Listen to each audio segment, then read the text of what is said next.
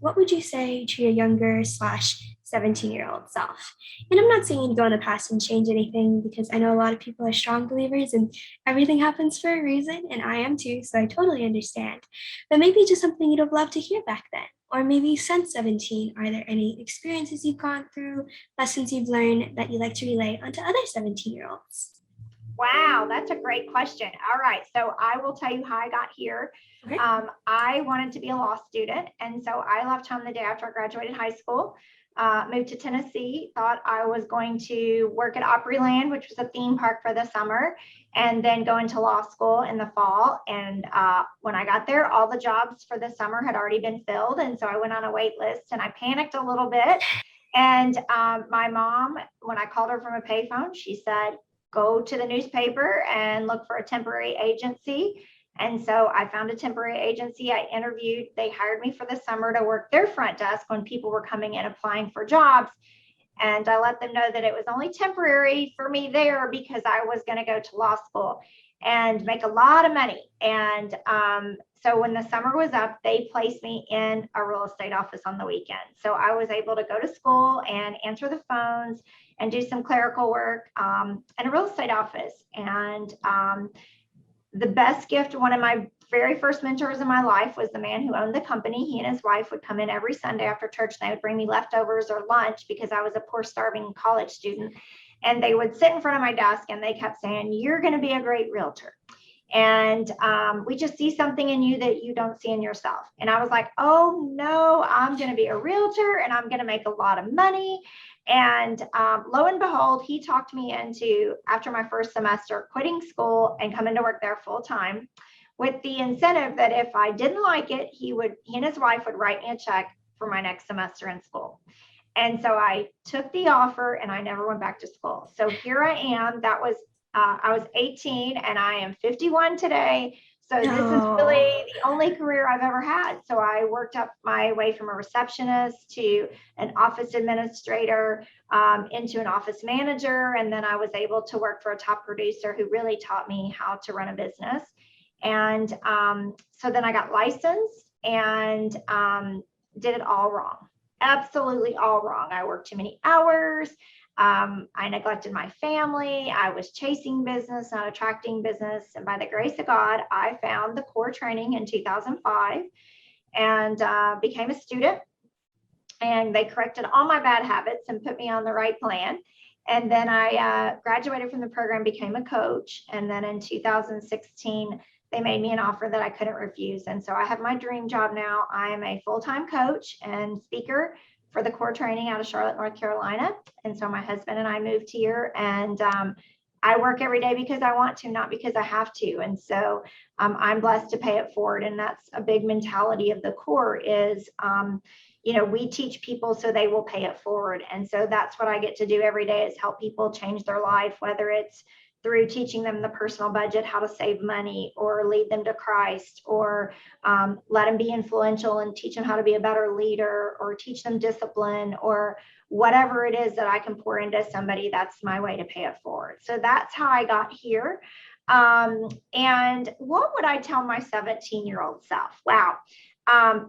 Don't be afraid to change your path, because the path that you think is laid before you may or may not be the best one for you. So my mom was a paralegal. I thought I should be a paralegal and then an attorney. And I would not trade my 30 plus years in real estate for anything. It has provided me a lot of pain. It has provided me a lot of stress. But what it also provided me was a plethora of people in my life that live by the same motto I do, pay it forward, and what you put in comes back tenfold. Sky's the limit when you're in sales. And so there's no cap on how much money you can make. And in return, that's how much you can save and how much you can pay it forward to other people. I love the concept of the core. We do a lot of change the planet. So I'm able to volunteer for different organizations. I'm able to do volunteer Bible studies, which you're a part of, and I'm glad to have you for that. But it's just, I just wouldn't be afraid if you have your heart set on a dream and that dream fails or falls apart. Just because something fails, you're not a failure. There will Mm, be another door somewhere else that will open for you, and feel free to walk through it and go through the struggles and the stress, because there's a lesson in every single one of those that will make you better for it in the end. So I hope that answers your question. it does. And I love that tidbit that you said that just because like a failure, I don't remember exactly how you say it, like the worst memory, but just because you failed at something doesn't mean you're a failure. I think a lot That's of right. people take on things, whether they fail or different emotions, and they think they are that emotion. They think they are that thing, but that's not the case. It's just something we go through. And that's the kind of way to separate ourselves. Like, no, I'm not a failure. This is just something that didn't work out. Right. And I just always say it's another feather in my cap. The more lessons that you can learn from falling down and getting a scraped up knee, or losing some tears, or losing some sleep, it just makes you stronger. And I can pay that forward too. When somebody's going through one of those times, I can say, hey, I was right there too, and I overcame it. So I think we learn a lot from those mistakes and those breakdowns. I always say you have to have a breakdown before you can have a breakthrough. So I agree, definitely. I've always said and I've always thought that it doesn't matter. Like your highs and your lows aren't the ones that necessarily define you.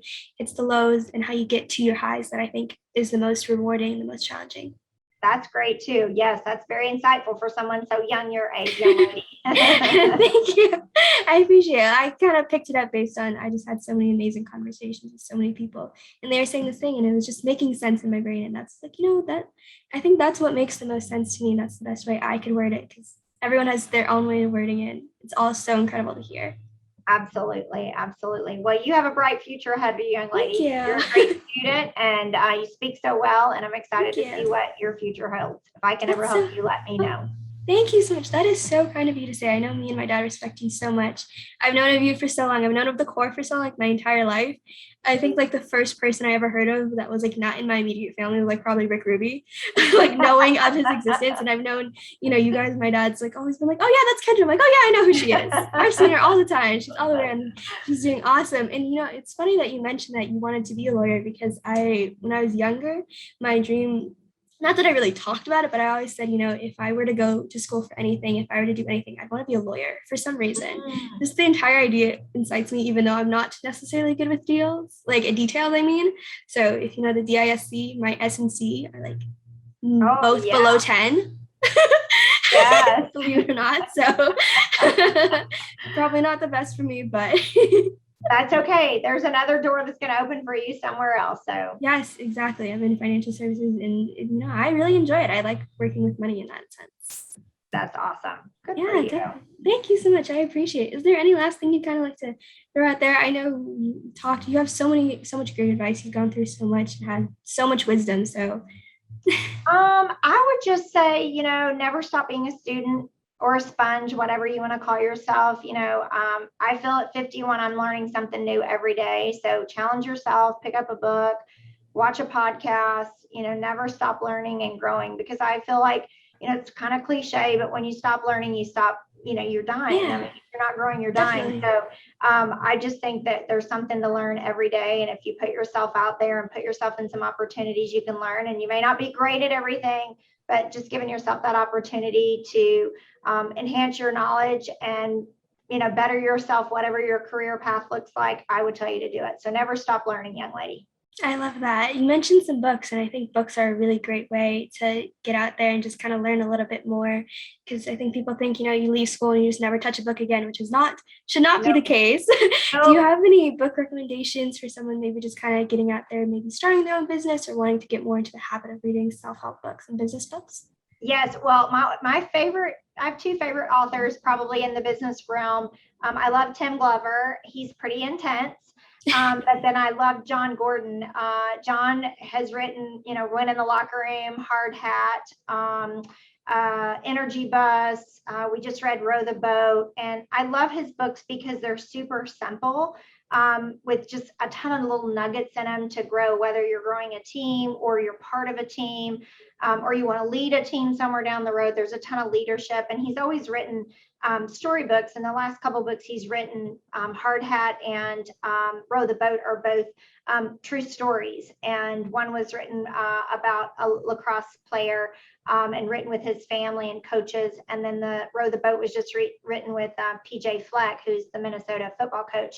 And so he's coming into that truth and real life, which I even like more, but you can take a ton of stuff away from John Gordon. And like I said, Tim's a little more, he's a pounder, but so good. And you have to read him in a little bit smaller doses, but those are two of my favorites. My favorite podcast is Allie Brown. She's a CEO, entrepreneur, business coach out of Arizona, and I listen to a lot of her podcasts, especially for ladies who want to pursue entrepreneurship.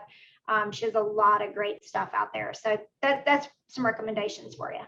Those are amazing recommendations. I've heard of Hard Hat before, but I don't think I've ever read it. So I think I will go read that because that sounds incredible.